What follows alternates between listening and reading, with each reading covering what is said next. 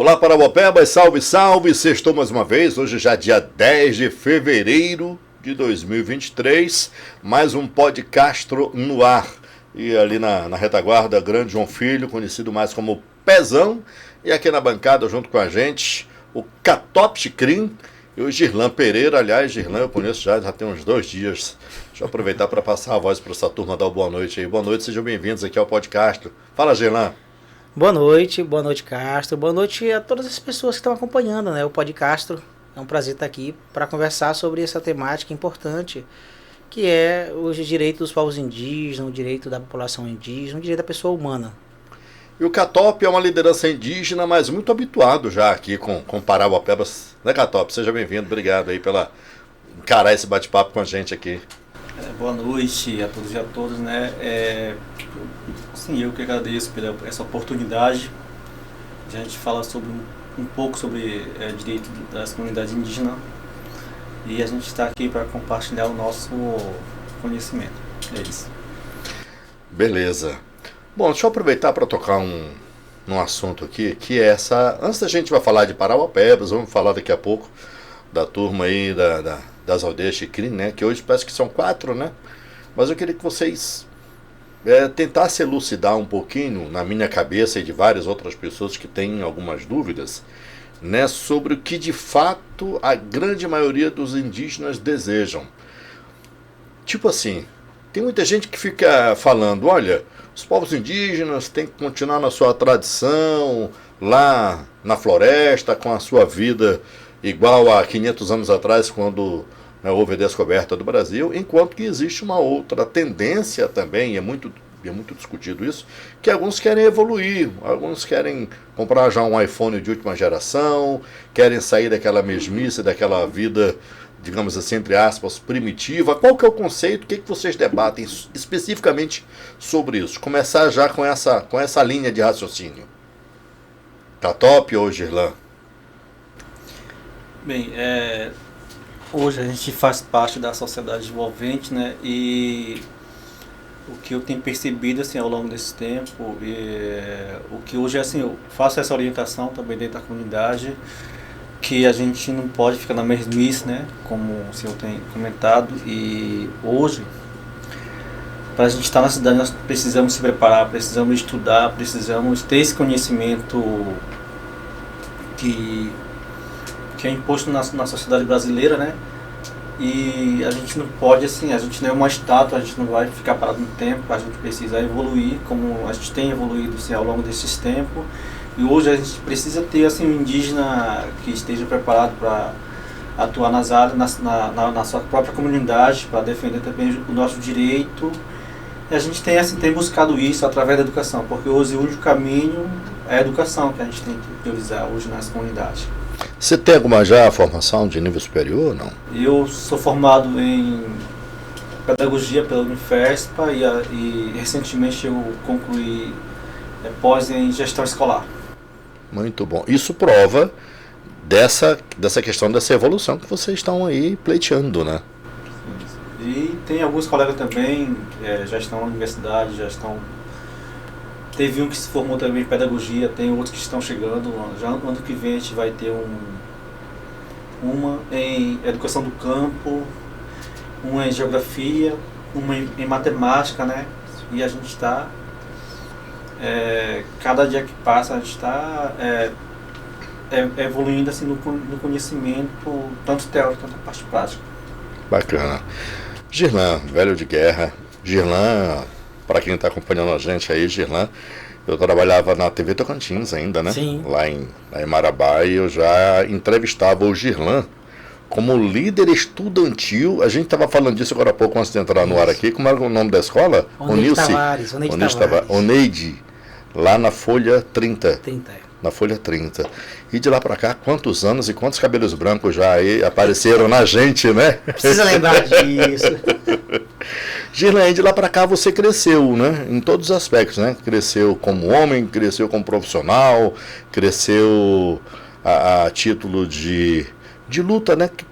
Você sempre foi muito motivado com essas coisas, né? Do envolvimento com aquilo, né? Da evolução da humanidade, né? E hoje você ocupa um cargo que trata exatamente dessa questão dos direitos dos povos indígenas. É um departamento da prefeitura que cuida dos indigenistas, né?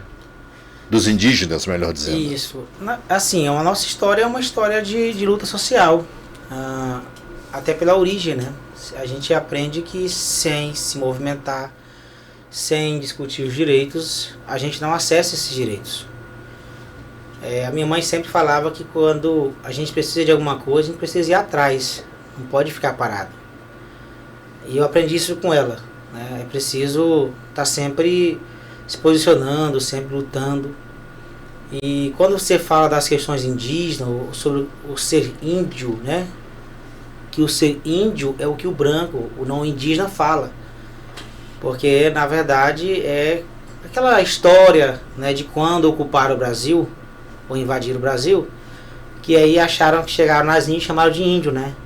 Pra dizer que é todo mundo igual. Existem os povos indígenas, existem origens distintas, culturas diversificadas. Se você vai falar do povo Xikrin, né, é toda uma origem, toda uma tradição, toda uma cultura. Se você vai falar do povo Terra-Terrara, né, da qual a minha família vem, da qual a nossa amiga ali é membro, é indígena também, é uma outra relação, é uma outra história. O que eu falo que é diferente do povo Guarajara é o tempo de contato com o não índio, né, remota há mais de 500 anos, né, aproximadamente há quase 500 anos, né? Na verdade, agora o tratamento são povos originários. Originários, são os povos originários do Brasil. Né? Nós temos uma população bem diversa, justamente por isso. Né? E aí, quando a gente pensa o ser indígena, como o Católico falou muito bem, algo que é parado no tempo, algo que é estático, né? E não é. A cultura ela é dinâmica, é dialética. As pessoas às vezes me questionam, mas como? Fulano é índio porque ele está andando de carro, ele está usando celular? Eu digo sim. O que eu uso, deixo de usar, não deixa de ser porque eu uso ou deixo de usar. Mas aí como é que se faz o balanço da tradição dos povos indígenas junto com essa modernidade que chega quer queira, quer não, né? É porque a modernidade ou a tecnologia, a gente imagina que ela é da propriedade apenas de alguns. Exclusiva para alguns. Exclusiva de alguns, e não é. Porque, exemplo, se você olha para o passado, há 500 anos atrás, 600 anos atrás, se guerreava com o quê? Com flecha. Não era só os indígenas que usavam flecha. O mundo inteiro, parte do mundo usava flecha para guerrear. Né? Mas quando tu chega no Brasil ou nos países menos desenvolvidos, qual é a ideia? Não tem pessoas lá. São nativos ou não são pessoas. É uma forma de tu tomar o que é do outro. Primeiro negar que existe alguém lá. Eu estava no primeiro ano de Direito, dialogando, e aí questionei, quando a professora falou o seguinte, olha, nós temos estados e tal. Eu falei, professora, mas então o Brasil tinha estados? Ela disse, não. Eu falei, tinha. Não, tinha. Ué, a senhora não acabou de falar que os 3 elementos do estado é povo, território e soberania? Então no Brasil nós tínhamos povos, cada um com seu território definido, com sua organização própria, com sua soberania. Com sua linguagem própria. Com sua cultura, tradição, organização, forma de governo, forma de gestão. Mas tu olhar para o pensamento europeu, não pode ter Estado. Por que não pode ter Estado? Porque aí eu posso ocupar, porque não é nada organizado. E a gente se habituou, né? E aí eu quero fazer um parêntese aqui, inclusive para a gente discutir isso. Se habituou a ouvir a história do Brasil, e aí voltando àquilo que tu disseste agora há pouco, Girlan, em 1522, né, no dia 22 de abril, houve a descoberta do Brasil. Não, houve a invasão do território Brasil, que hoje a gente conhece por Brasil. É dessa forma que vocês veem também, ou não, Catop? Porque como o Brasil já tinha povos indígenas, né, e foi um dito, foi descoberto, mas na verdade foi uma invasão que teve. E como naquela época os indígenas não sabiam escrever e registrar tudo, como hoje os não indígenas trabalham, por isso que quando invadiu, dizendo que descobriu, mas na verdade foi invadido o Brasil, né? Já tinha povos indígenas morando, e já, a terra já tinha dono, mas como houve essa invasão, como o índio não sabia escrever, aí por isso que assim, o Pedro Álvares Cabral dizendo que ele descobriu o Brasil, mas não foi descoberto, foi invadido. E tinha mais de 5 milhões de índios, né, naquela época, e hoje existe um número assim. Quantos índios tem no Brasil hoje? Hoje foi feito um censo, mas ainda não tem resultado de quantos são atualmente. Como é que vocês aqui, deixa eu aproveitar para abordar um outro assunto, que é muito polêmico, inclusive, eu diria.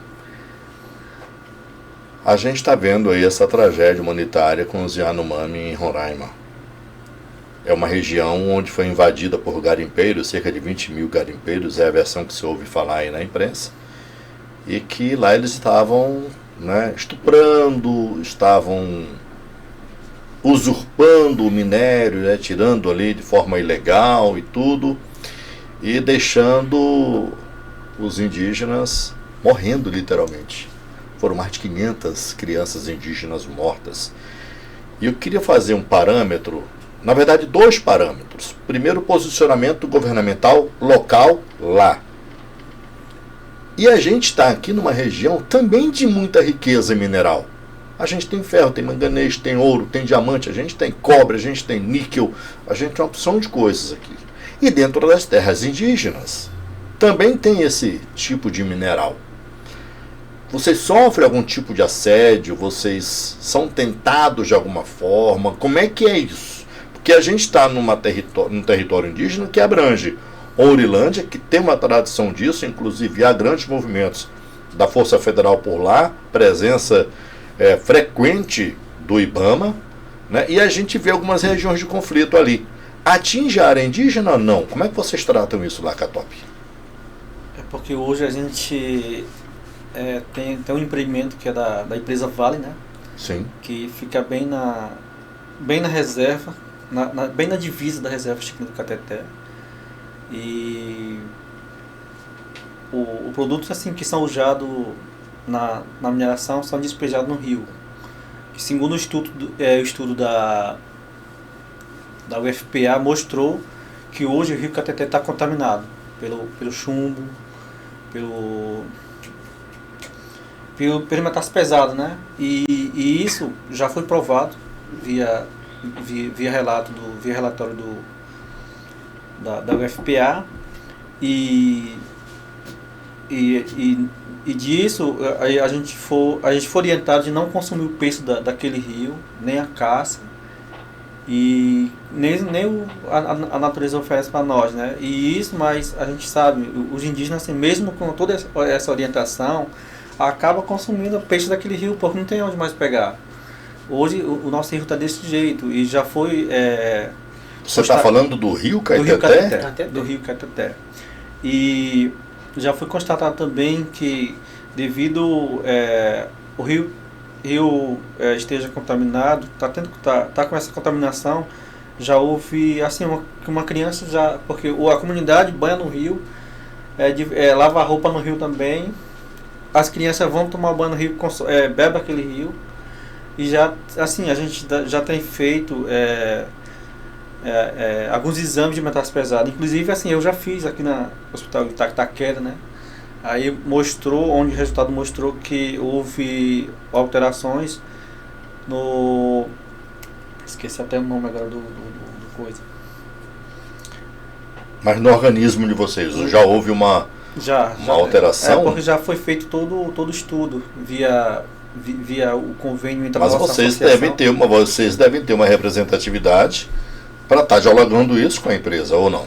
Sim, como é que está esse diálogo? Como é que está essa cobrança? Esse diálogo, assim, é feito através da associação, né? Aí é difícil participar porque, como eu faço parte da educação, né? Quem acompanha esse processo é os caciques e o advogado da associação. Mas está caminhando? Tá. Estão dialogando, estão tratando disso? Sim. Inclusive, assim, já foi feita até uma matéria sobre a contaminação do rio, né? Uma TV de fora que veio, até inclusive assim, eu dei entrevista, eles estiveram na aldeia, eles gravaram, eles também entrevistaram os caciques, né? E também tá no YouTube essa entrevista, esse trabalho que foi feito. Você sabe em qual canal do YouTube que tá? Só coloca o Chicrinho que lá aparece lá. Aí tem eu lá dando entrevista, pode acessar aqui. A gente está lá, denunciando a empresa Vale. Preciso que a gente acompanhe isso, né? Porque afinal de contas a gente fala tanto de que Parauapebas caminha aí para uma nova tendência, dentre elas a questão da geração de emprego e renda via o turismo, e a questão dos indígenas é colocada ali como uma das ofertas de atrações para o turismo. Mas para isso é preciso preservar, né, Girlan? É um assunto que a gente tem dialogado a nível de gestão, a necessidade de, primeiro, quando se fala em turismo, turismo é positivo para quem?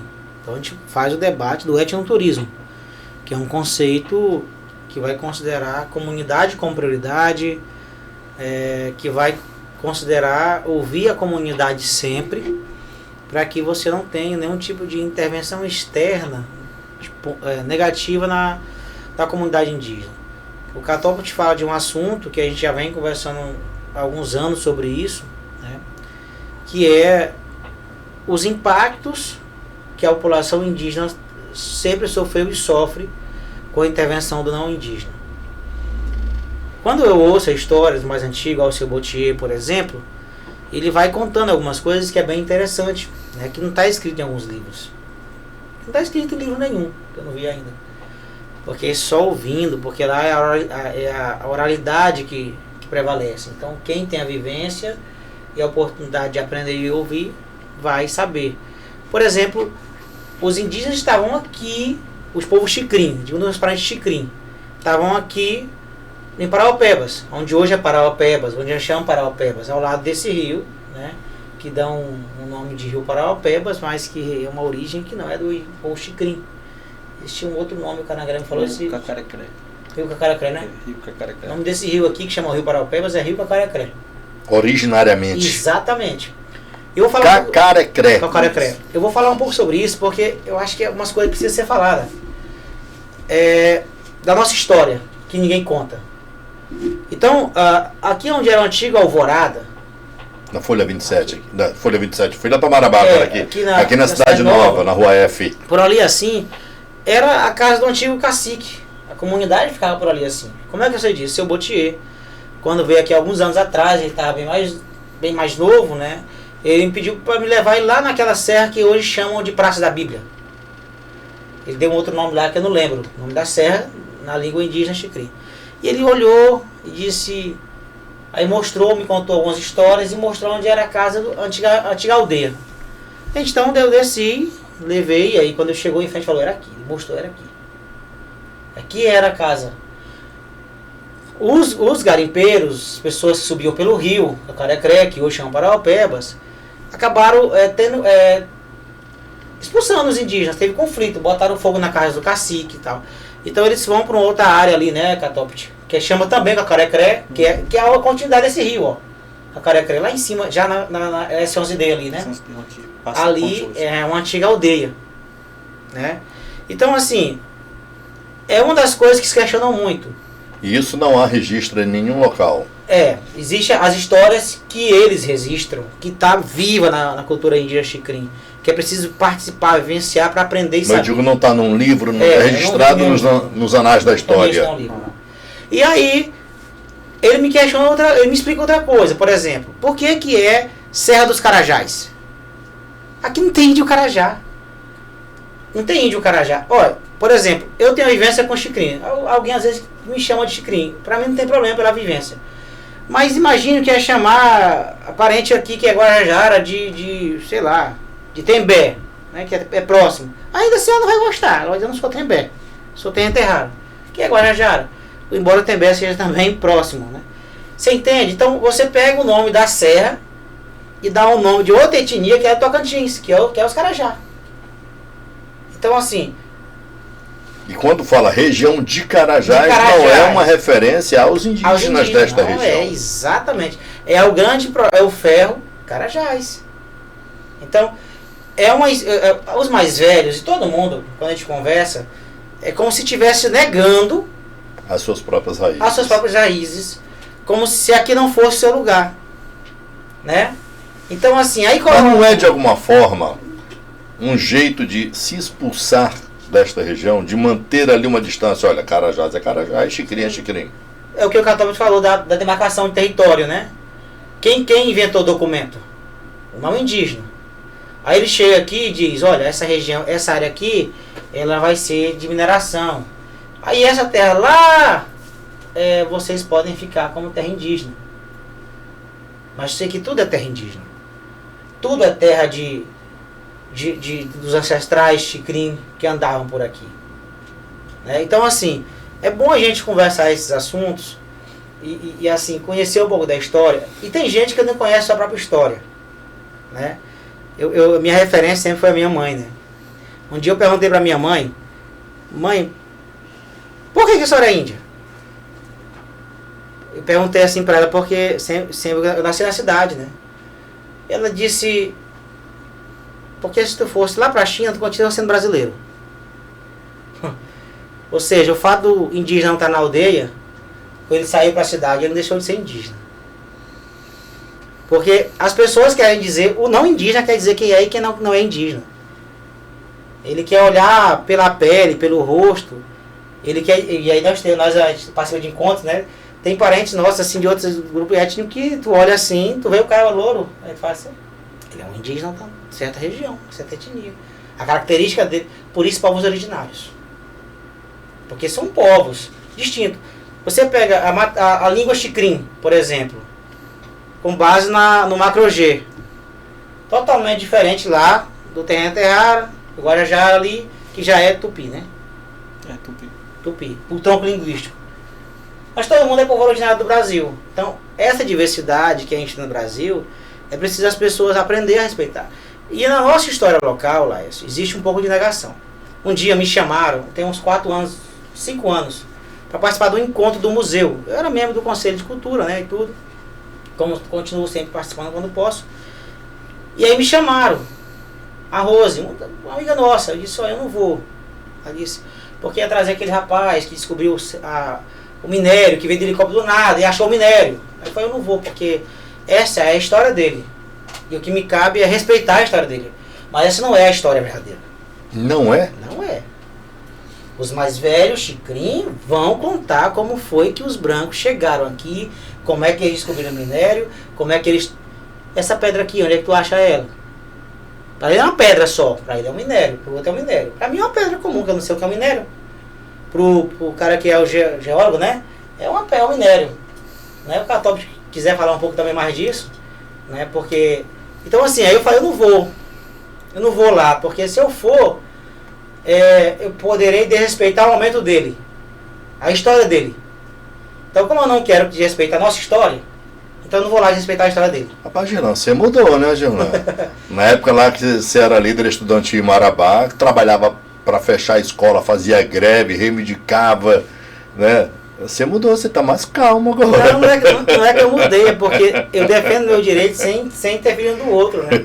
E aí se eu levo um grupo de indígenas, Xikrin, que está com nervo a flor da pele, e aí o cara conta uma história dessa, pode dar um conflito, né? E qual que é a verdadeira história? Você sabe, Catop? Qual que é a verdadeira história, então? Conta pra gente, exclusivo hoje aqui no podcast. Bem, eu cresci assim, ouvindo meu avô falar no final do Kempoti. Ele me contou toda essa história, assim, como foi que eles descobriram esse minério de ferro do Carajás. Segundo o final do Kempoti, ele falou que tem ele com a turma dele. Durante a caçada, assim, eles encontraram uma pedra e acharam bonito e levaram para a aldeia. E naquela época, a FUNAI já tinha contato com a comunidade indígena lá na aldeia onde a gente mora hoje, né? E o cacique mostrou para a FUNAI, e a FUNAI mostrou interesse. E eles desceram o rio a pé, da aldeia Cateté até o rio, até Marabá, à beira do rio, segundo o finado meu avô Kempoti. Eles carregavam até Marabá. Quando chegava lá em Marabá, a FUNAI pegou essa amostra e enviou para o Museu de Belém, que é o Emílio Guild, né? Acho que devido a essa amostra ter ido para Belém, aí que a empresa mostrou interesse e mandou o Breno. Como é que o cara pode vir do nada para descer no meio da clareira para encontrar um minério? É uma coisa que... essa história também eu já discuti com o pesquisador do museu, lá no Centro Cultural. Eu participei, eu estava lá participando, ele começou a falar da história, eu pedi para falar. Lá nós debatemos de frente, ele contou a versão e eu contei a minha versão, porque eu ouvi o meu avô me passou. E nisso, assim, por isso que, assim, aí eu, na minha percepção, devido a essa descoberta, onde a migração começou, a criação de cidade de Parauapebas. E o Gerson tem comentado também em relação ao conflito que teve. No primeiro contato com o não indígena, aqui no município de Parauapebas, houve conflito. Os não indígenas estavam mais bem preparados com arma de fogo e o nossos antepassados não, era só arco e flecha, né? E eles perderam um monte de gente naquela época. Aí o não indígena queimou a aldeia toda, eles decidiram mudar lá pro rumo a Canão dos Carajás. Lá teve outra aldeia, teve outro conflito. E é uma coisa assim que eu fico refletindo sobre essas brigas, é uma coisa que foi empurrando a gente a gente foi mais para longe ainda. Mas a nossa aldeia era aqui em Parauapebas. Porque naquela época era uma aldeia só, hoje são 4. Hoje são 14 aldeias dentro 14? do TI. Dentro do TI Xicrim. E nisso, assim, acho que é o início que começou o povoamento aqui no município de Parauapebas. Porque assim, tem um monte de gente aqui em Parauapebas que não conhece essa história. Eu mesmo não conhecia. Quando eu vim para cá em 2014, eu comecei a estudar na Unopar, na Universidade Particular, né? Aí assim, tinha um monte de alunos com curiosidade de saber como é na aldeia, assim, andava nu. Falei, cara, a gente tá em pleno século XXI, cara. Ninguém anda nu lá. Ninguém anda nu lá. Aliás, fala pro pessoal que está acompanhando a gente, qual a grande diferença da vida de quem mora numa aldeia, que já não mora mais em oca, aquelas casinhas de palha. A gente não está falando de 500 anos atrás, né? Sim, sim. Existe uma diferença de quem mora lá na aldeia para gente que mora aqui, na rua? Eu acho que assim, não tem muita diferença, porque hoje assim, na aldeia a gente tem casa de alvenaria, água encanada, tem internet. Hoje recentemente chegou na aldeia, né? E a gente tem todo esse preparo para poder acompanhar acontecimento, o que acontece no mundo, né? Via rede social, ou via jornal, essas coisas. E hoje, aí, na nossa aldeia, a diferença aqui na cidade, cada um, assim, cerca teu canto para morar. Lá não, lá é aberto, espaço aberto. Lá não tem muro. Não tem muro. Entre uma casa e outra. Lá não tem esse perigo de ficar a noite toda lá na aldeia. Mas aqui não, 10 horas tem que ir para casa, porque depois de meia-noite já começa a ser perigoso a rua. Lá não. E nisso, a única diferença porque lá na aldeia a gente fala só Xicrim, mas aqui na cidade a gente fala português. Quando está entre nós, Xicrim, a gente fala a nossa língua assim, independente do lugar que eu tô. Assim, eu particularmente não tenho vergonha de quem eu sou. Eu já eu já participo de vários encontros em Belém, em outro estado, né? Mas quando eu vou, aí tem uns parentes que me ligam, assim, eu falo na minha língua, não tenho vergonha de quem eu sou. Aí, voltando já, na Unopar, quando eu estudava, teve um monte de alunos assim, me perguntaram como é na aldeia, né? Eu explico para ele. Aí, no dia que eu fui apresentar um trabalho, eu fui tudo pintado. Aí, o professor, assim, me parabenizou. Foi uma força que o professor me deu, né? Porque eu falei, professor, eu não vou deixar de ser índio porque eu estou aqui na universidade. Sempre eu vou ser, eu sei de onde eu vim e sei para onde nós vamos.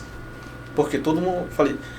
Quando os pessoal de fora, os gringos vêm, eles deixam de ser gringo para ser brasileiro, quando chega aqui na cidade de Parauapebas, não vão. É a mesma coisa, se eu estou vindo da aldeia porque eu estou em busca de conhecimento, eu estou em busca de preparação para poder me preparar para ajudar a minha comunidade, porque aqui na cidade não, aqui na cidade é cada um por si, mas lá não. Eu estou aqui, mas hoje eu sou coordenador de apoio da educação indígena, mas tem vezes que eu vou para a aldeia. Quando é mês de férias, eu passo minha férias na aldeia, eu não vou para fora, eu vou voltar. Eu participo da atividade dos homens, da festa, se tiver caçado eu vou. Aí eu participo de toda a atividade quando eu estou na aldeia, mas quando eu estou aqui, eu foco mais no meu trabalho. Muito bacana.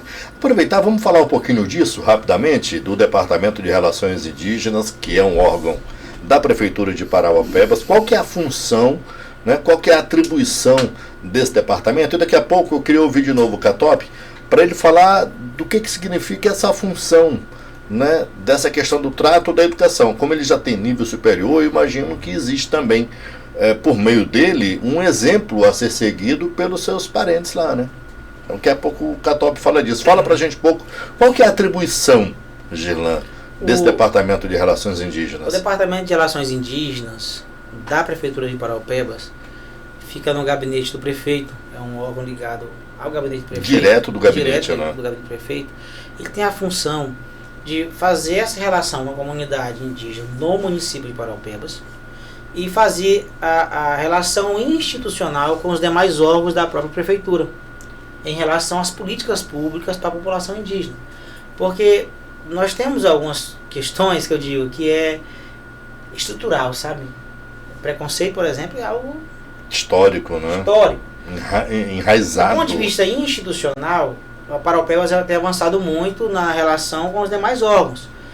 Para que vou dar exemplo, né? Não estou aqui apontando para ninguém. Que a Secretaria Municipal de Esporte e Lazer compreenda que o indígena também tem direito de acesso ao esporte, inclusive de valorização do seu próprio esporte. Portanto, ela, além de, assim como ela investe aqui na cidade, na zona rural, ela precisa investir na política de esporte na comunidade indígena. E a mesma coisa a assistência social, a mesma coisa a educação. Nós temos aqui o Catopt, né? Que aí a gente, quanto mais estuda, descobre que tem mais desafios, etc. E a gente precisa, então o DRI ele faz esse papel de estar dialogando. Por exemplo, que os órgãos municipais precisam inserir no plano plurianual, que é o PPA, as demandas da população indígena, da comunidade indígena. Da comunidade indígena que está na aldeia, na terra indígena, né? No caso aqui a terra indígena Chique, no Cateté, e da população indígena que está em contexto urbano. Porque o fato de ter saído da aldeia não deixa de ser indígena. Então tem que ter política pública para ele aqui também. E acesso à cidade é um direito a todos. A todos, sem exceção. Porque tem pessoas que pensam que a cidade só é para ele. E que o indígena tem que ficar lá isolado. Lá. E aí, então o DRI tem esse papel de relação institucional. O Católico estava falando do conflito que teve no passado, e ele falou, olha, e aí os não indígenas vieram com algumas armas, né? Que era mais avançada. E aí vamos falar de tecnologia. O que é tecnologia? Tem gente que pensa que tecnologia é só esse celular, ou essa câmera, ou esse microfone.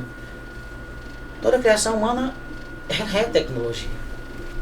E aí agora eu descubro uma tecnologia que é melhor, eu vou migrar para aquela outra tecnologia. Que me serve de melhor forma, né? O grupo X andava sem roupa há 600 anos atrás, aquele grupo específico, porque aquele grupo específico não descobriram como produzir roupa. Quando ele descobre como produzir roupa, que é uma tecnologia nova, ele vai se apropriar dela, porque o ser humano produz, cria e se apropria da tecnologia, né? E aí hoje quando eu falo, aí o cara vê o indígena com celular, vê ele vestido de calça. Olha, eu acho que o nosso grande desafio, eu tenho dito isso em algumas reuniões, é não ter o indígena como um ser exótico, que são as críticas, né? Eu estava um dia com o Catop num grupo WhatsApp, a gente conversa muito alguns temas, e ele disse, olha, se continuar eu vou processar, porque estão botando a imagem da minha filha em um material que eu não autorizei. Aí, é isso que eu falo, olha, os colegas vão, aí tiram uma foto do indígena e botam numa placa. Tu pediu autorização para ele? Já pensou, eu chego lá, tem uma foto da tua filha, numa placa da prefeitura, ou da Vale, ou seja, de qualquer empresa que for, né? Sem você sequer ter conhecimento. E o direito à personalidade? Então, é um ser humano. Não é uma paca, uma onça, um animal que também tem os direitos, precisam, né? Mas são coisas que a gente precisa, às vezes, dialogar, explicar, olha, o indígena é uma pessoa humana. A cultura... Aí as pessoas perguntam, mas se ele vier para a cidade, vai deixar de ser indígena. Eu disse, não, ele vai continuar sendo indígena. E como é que mantém a tradição? Ora, a língua, a dança, os costumes, as histórias. Por que o povo judeu volta, espalhado no mundo, depois volta, agora bem recente, né? No século passado, por exemplo, e reconstrui o Estado de Israel? Porque, independente de onde eles estivessem, eles se identificavam como judeus. Foram, inclusive, perseguidos por isso. Então, por que eu tenho que deixar de ser quem eu sou porque eu estou morando na cidade. Isso é interessante, Laércio, como as pessoas te olham. Porque, por exemplo, se eu disser assim, sou indígena, beleza. Se eu não disser, ninguém diz nada. Mas meu irmão, por exemplo, e algumas irmãs minhas, né? Eu fico olhando como as pessoas tratam assim. Até o católico te fala, ei índio, ele ignora, né? Porque eu não chego pro cara e dizer assim, ei branco, ei amarelo. Eu falo, ei senhor, bom dia, qual é o seu nome? Então, coisas básicas que não parece que é preconceito, não é preconceito. O cara chama assim, ei índio. O nome dele é índio? Não. Tu chega com uma pessoa negra, né? Que se identifica como negro, e tu fala assim, ei negro, qual é o teu nome? Oi negão, qual é o teu nome? Não, tu fala, ei senhor, qual é o seu nome? Aliás, deixa eu aproveitar rapidinho para tentar consertar o negócio. Eu tô chamando ele de Catop. Tu chama de Catopt. Afinal de contas, quem de nós dois tá com a razão? Tá certo. Porque os dois. Os dois estão corretos. Eu chamo de Mundico também. O outro mais conhecido na aldeia, né?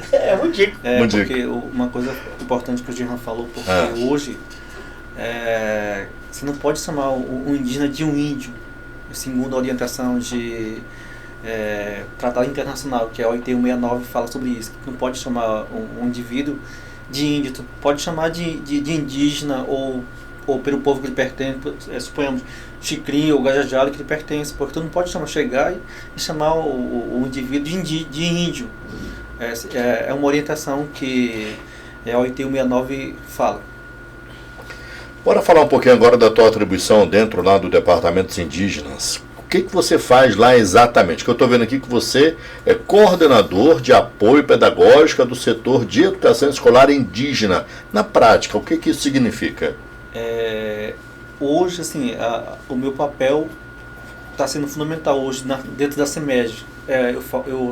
Hoje eu faço parte da diretoria técnico pedagógico, nomeado como coordenador de apoio.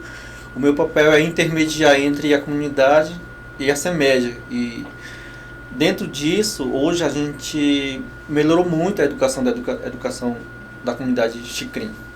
O que não chegava, hoje chegou lá, assim, devido à minha vinda para a CEMEG. Quem é que dá aula pro indígena? Hoje, assim, para dar aula nas nossas escolas de indígena, a gente tem um professor indígena e tem um professor não indígena com formação em nível superior. O professor não indígena tem a formação, ele tem o conhecimento teórico e prático. Os indígenas têm conhecimento tradicional, têm conhecimento teórico, têm conhecimento prático. Eles casam para poder facilitar o trabalho do professor não indígena, porque hoje, na nossa comunidade, de criança até o mais velho, falam Xicrim na comunidade. E na sala de aula, eles têm contato com a língua portuguesa. Porque hoje, suponhamos que eu sou aluno, o Gerlan é o professor. Aí eu sou professor indígena e o Gerlan é o professor não indígena. O Gerlan dá aula e eu vou transmitir tudo que o professor passou para poder facilitar o trabalho do professor e o entendimento das crianças. Era isso que eu já ia te perguntar, porque as crianças começam a aprender o português na escola, então. Vendo ali a tradução do que está sendo dito para ela. Exatamente. Olha, eu vou te dar aula aqui de geografia, vou te dar aula de português, de matemática. Aí existe aquela aula com tradução quase que simultânea, então. A gente tem a disciplina que são da grade curricular, né? Português, matemática, toda essa linha. A gente tem uma disciplina específica, que é a língua indígena Xicrim, e tem o saber indígena. O língua indígena Xicrim é um professor indígena que trabalha com a parte escrita, porque a gente é um povo da oralidade, mas de ano passado para cá a gente conseguiu garantir esse contratação de um professor indígena para trabalhar com a nossa linguagem escrita. E ano passado também a gente tem um livro também, que é o primeiro livro, de autoria minha, do outro professor, o professor Bepacá e do doutor Lucivaldo. A gente tem esse livro. Primeiro, o livro chama-se Mebelocrebe Xicrim Opeu Garimocrai, livro de alfabetização em língua Xicrim. A gente fez todo o trabalho, a gente esteve na aldeia, a gente consultou as comunidades, nós criamos nossa ortografia, a gente criou o dígrafo, a gente criou toda a estrutura de linguagem para que seja aplicado nas nossas salas de aula. E nisso, assim, a gente tem avançado nessa parte, e hoje a gente tem um número maior de professores indígenas. E tanto na indígena, e hoje a gente tem, graças à minha vinda para cá também, né, agradeço também o professor Edson, que deu essa oportunidade de eu vir para a CEMED. E hoje a gente tem um curso de licenciatura intercultural dentro da comunidade indígena, na aldeia Xicrim. Inclusive, começou já, o período de janeiro vai até dia 3 de março, encerra a etapa e retorna só em mês de julho. Porque é um curso que está preparando o professor indígena para trabalhar com a sua comunidade. Porque hoje o professor não indígena que trabalha na nossa comunidade, ele tem uma formação acadêmica, mas essa formação acadêmica não dá essa possibilidade de trabalhar diretamente com a comunidade indígena. E é uma briga meu, do Gerlan, o DR, juntamente com a prefeitura, né, de a gente trazer um curso já voltado para educação escolar indígena, para que esse professor faça esse curso, não só o professor, mas para quem trabalha na educação, para quem trabalha com os indígenas, faça esse curso para ter esse aprimoramento de conhecimento, porque não é qualquer um que vai, a gente seleciona, a gente entrevista o professor, a gente coloca toda a condição que tem na aldeia. Ele vai passar período de 30 a 40 dias na comunidade, depois tem que sair, tem dia de folga dele, e vem para a cidade, depois vai, mas e a prefeitura através de Secretaria de Educação, assim, tem dado todo esse apoio para a gente poder garantir a ida do professor e a vinda. Não tem muito choque cultural quando vai um professor sem esse crivo, sem esse preparo? Já teve? Não, primeiro passo eles passam por uma entrevista e depois eles passam por formação aqui através do setor de educação escolar indígena, porque tem os coordenadores, eles dão uma formação antes de professor ter acesso à comunidade. E, juntamente com o DRI, a gente vem sempre... Cara, e a gente não ouve falar disso, não se tem essa não vou falar divulgação, mas não se tem essa informação de um trabalho tão importante quanto esse, né? Esse trabalho que você fez do livro, não é? É fantástico, pegar a linguagem do Xicrim e transformar em uma linguagem escrita. Isso é histórico. Não é? Isso é histórico, isso vai valer durante, sei lá, muitos e muitos anos. É fantástico. Eu estou aqui, né, envaidecido, eu diria, por estar levando uma informação de uma relevância tão grande. Tu tem um exemplar do livro aí, Catop? Olha só. E esse livro, aí vem uma outra questão. Ele é distribuído para todos os alunos? Como é que está sendo construído isso? Falta a gente dar uma formação para os professores trabalharem com isso. É uma coisa que eu já vi um pedido da CEMED, né? É um pedido... É um dos desafios. Tem que fazer isso, porque isso é um livro didático para ser distribuído. Me empresta aqui, deixa eu mostrar aqui para o pessoal de casa. Pezão, te vira aí para me enquadrar aqui direitinho. E aí, tá bom? Olha, isso aqui é um livro fantástico. Hein? Pode descer mais? Ok. Você vai me orientando aí, João. É isso aí? Pegou todinho? Muito bom. Minha unha que tá feia pra caramba. Não tem nada não. Deixa eu aproveitar para tocar um outro assunto aqui. De um tempo para cá, Parauapebas e várias regiões do Brasil receberam, né, indígenas que vieram de um outro país, que é o caso da Venezuela. E aqui a gente teve, né, indígenas nos semáforos, a gente viu eles, né, trabalhando da forma deles aí, alguns, né, buscando subemprego, enfim. Mas a prefeitura também, Gerlan, deu um suporte via Secretaria de Assistência Social, via várias outras secretarias, inclusive a Secretaria de Saúde. O Departamento Indígena também se envolveu nisso. Como é que foi? Como é que está o acolhimento dessa turma? Eles continuam abrigados? Como é que está isso? Os parentes Warau. Eles foram acolhidos pela prefeitura e, a partir de orientação da própria ONU, que o Brasil tem alguns tratados assinados, né? E a prefeitura de Parauapebas, através da Secretaria de Assistência Social, mantém o abrigo, né? A casa de acolhimento do Warau.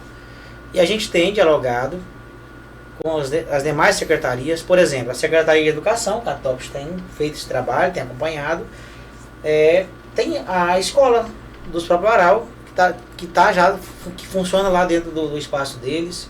Nós estamos dialogando a contratação do próprio Warau para ser professor, né, na língua Warau, porque a gente tem alguma dificuldade às vezes, né, das pessoas entenderem. E digo as pessoas, não é o povo comum, os técnicos também, de entender a necessidade de como é que é dialogar com o indígena. Esse ano já tem avançado muito, do ano passado para cá, o Catop vai falar um pouco da educação, não vou falar tanto, vou falar mais das outras áreas, mas a prefeitura tem dado esse suporte. Nós temos um grupo de trabalho, né, de gestão e monitoramento do atendimento humanitário, que o Departamento de Relações Indígenas, por indicação do Ministério Público Federal, inclusive, elogiou o nosso trabalho. Lá no documento ele deixa isso muito claro, né? Pela experiência exitosa com outras comunidades indígenas, sugeriu a criação desse grupo, que de fato foi formalizado no ano passado. Então a gente faz esse acompanhamento como departamento, sempre integrando os órgãos para mostrar o seguinte: o papel de lidar com o Zoarau não é função somente da Secretaria de Assistência Social, mas a Secretaria de Produção Rural precisa dialogar com o Zoarau, a Secretaria Municipal de Cultura precisa dialogar com o Zoarau, e todas as demais secretarias precisam estar dialogando. Mas já é feito atendimento. A Secretaria de Saúde faz um atendimento bom para a comunidade Zoarau, mas tem as questões culturais. Por exemplo, nós recebemos questões de que estamos questão de desnutrição de criança, porque ele não, por questão cultural, estavam com dificuldade, né, de permitir que essa criança passasse o exame médico e os procedimentos médicos. E aí algumas pessoas diziam, tem que acionar a justiça. Eu disse, tem que dialogar. Culturalmente não faz parte disso para eles. Aí assim a gente tem que dialogar. É sempre dialogando que se resolve, né? E a gente vem avançando. Mas a Secretaria de Saúde, eu quero registrar aqui que tem ofertado o serviço. Tem feito atendimento, tem seguido. Deixa o Catop falar um pouco, ele compreende essa realidade também, nós dois acompanhamos juntos a demanda. Só título de informação, quantos Zoarau nós temos em Parauapebas hoje sendo cuidados, tratados pelo poder público? Varia, né? Tu tem o censo de você de escola, deu quanto agora esse ano? Porque eles são migrantes, rotativos, migrantes, então vai e volta. Já em relação ao Zoarau, nós da educação a gente tem feito trabalho, porque como hoje eu faço parte da diretoria pedagógica ligada à CIMED, né, eu sou designado a acompanhar a educação indígena, tanto Xicrim, tanto Zoarau, né, e a gente tem feito um trabalho, a gente tem garantido contratação de professores, a gente tem estruturado a sala de aula, e assim, o meu acompanhamento, assim, aí hoje quem acompanha de perto é a coordenadora chamada Edith, ela é indígena, ela é gerente, ela é de Tocantins, ela também entende, ela é mestre em educação indígena e hoje ela acompanha de perto o Zoarau. E eu dou suporte para ela também, assim, quando ela precisa, né? Eu vou lá, eu vou lá e ver, assim, o que está faltando para poder levar para a CEMED, para a gente poder tentar resolver, mas a gente tem garantido já o ensino deles. E a gente está nessa agora de contratar um professor indígena deles mesmo para trabalhar com língua Zoarau, né? Uhum. É uma solicitação da comunidade também deles e a gente já catou, a gente já levou até ao secretário, né? Aí aguardar agora ver se esse ano sai a contratação dele, né? Para ele poder trabalhar, dar continuidade. E a gente tem dado todo o suporte para poder garantir o ensino e aprendizagem dos alunos. Aí a gente vai, semana em semana a gente está lá para visitar, a gente conversa com professores. Os professores têm a formação através do setor de educação escolar indígena, né? A nossa equipe também dá suporte para eles. Eu estou recebendo a informação aqui, Catop e Girlan, que está tendo a formatura nos cursos de gestão do terceiro setor de informática avançada. São 20 alunos em cada curso, é isso? Eu vou falar um pouco sobre isso. É uma demanda, o Catop sempre debate isso bastante, né? Ele veio, deu o jeito dele, estudou, se virou na cidade, muito embora muitos indígenas, a maioria, não consegue, né? Porque não é fácil você deixar a sua comunidade, a sua realidade, né? Encarar um novo mundo, né? Um mundo novo, né? Um mundo novo, língua diferente, costumes diferentes e tal.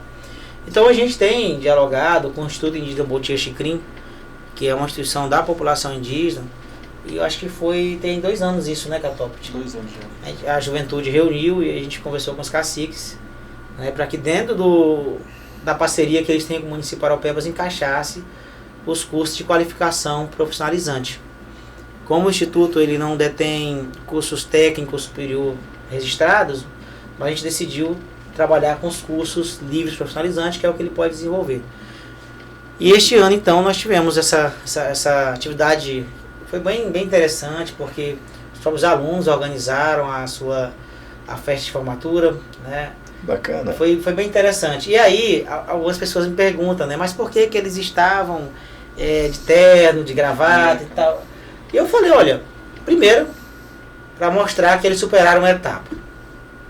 Segundo, para mostrar que com terno ou sem terno, vestindo qualquer roupa que o branco veste, ele tem a mesma capacidade que o não indígena. E qualquer formação que o indígena venha a ter, ele não vai deixar de ser indígena ou esquecer sua origem, ou esquecer de onde veio. Né? Aí a pessoa, falei, é essa a explicação que eu dou. E porque se eu quero me vestir assim, por que não? Qual a diferença, Qual a diferença? Né? Gente, nosso tempo tá esmiuçando aqui, tá se esvaindo.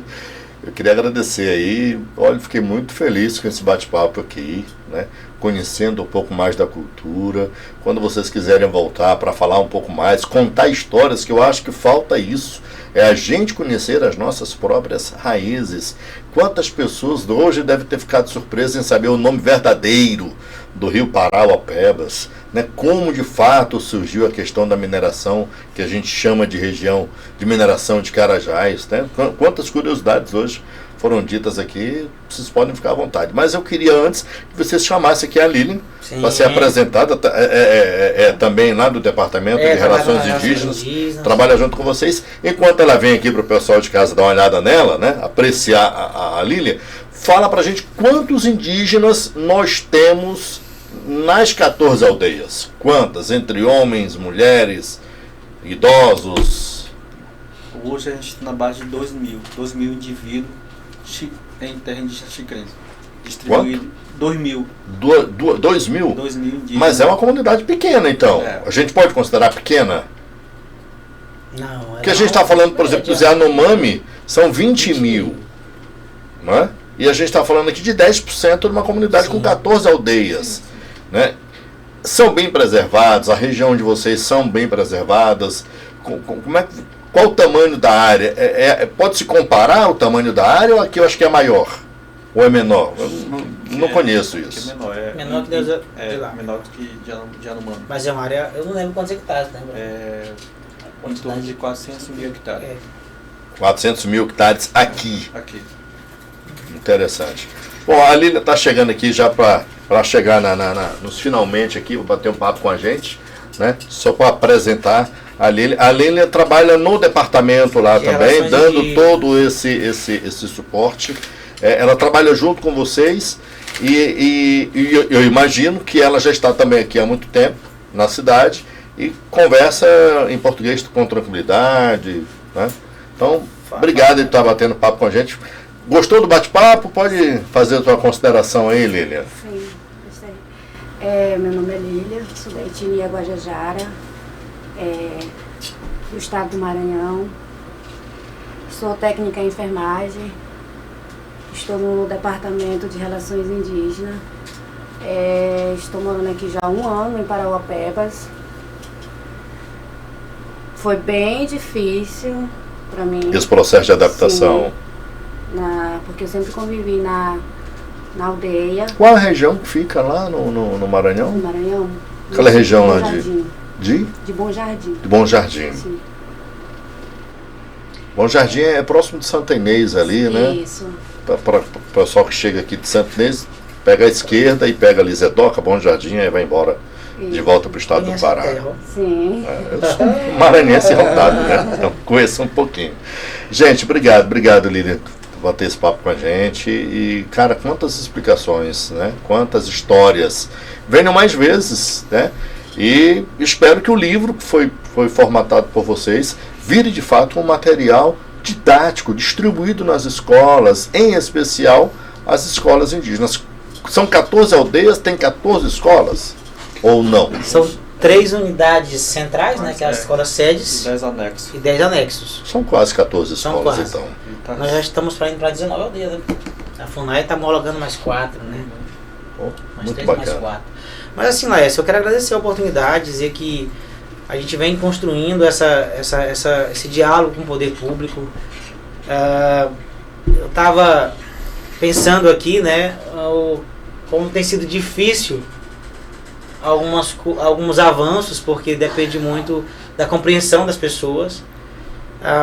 Como você reconheceu, né, falta as pessoas conhecer um pouco mais da história da cidade, algumas pessoas conhecer um pouco da sua própria história. Quando você fala quantos indígenas nós temos, Xicrim, nós temos quase 2.000 indígenas. Mas Paraupebas, por exemplo, e vamos ver o censo agora que vai sair, né, ele vai dar um número de indígenas morando. Por exemplo, as escolas municipais, uma orientação uma orientação conjunta para a Secretaria de Educação. Ela precisa, na matrícula, perguntar se aquele aluno ele é indígena e de qual etnia. Os filhos dela estão matriculados na escola X, ele está lá reconhecido como indígena, mesmo não estudando na escola indígena, mesmo no contexto urbano. Quando você vai numa unidade de saúde, né, para o atendimento de saúde, será que lá está sendo registrado o que está sendo atendido o indígena? Nós temos grupos de indígenas aqui na região do Cedé, são os indígenas, são Timbira e são Guarajá, moram juntos lá. Aqui na região do Cedé, uma família grande, por exemplo. Né? E aqui na Chácara do Cacau, da onde eu, né, que muita gente pergunta, que eu fui presidente da Chácara do Cacau com 18 anos de idade, né? Como é que eu virei presidente da Chácara do Cacau com 18 anos de idade? Nós tínhamos um grupo de indígenas grande ali. Foi por isso que eu fui escolhido, fui eleito ali por aquelas famílias ali. Nossa, ainda moram lá? Não, eles moram lá, mas eu tô morando no Tropical. Então assim, você tem indígenas na cidade de Paraupebas que vieram para cá, como muita gente veio, né? Tentar a sorte, melhorar de vida, ganhar a vida, viver nova experiência. Então assim, Paraupebas ele é um lugar muito acolhedor. E eu quero agradecer a oportunidade de dizer que o nosso desafio, enquanto município de Paraupebas, é de conscientizar, primeira coisa, a população e as autoridades de que a gente precisa pensar política pública para a população indígena.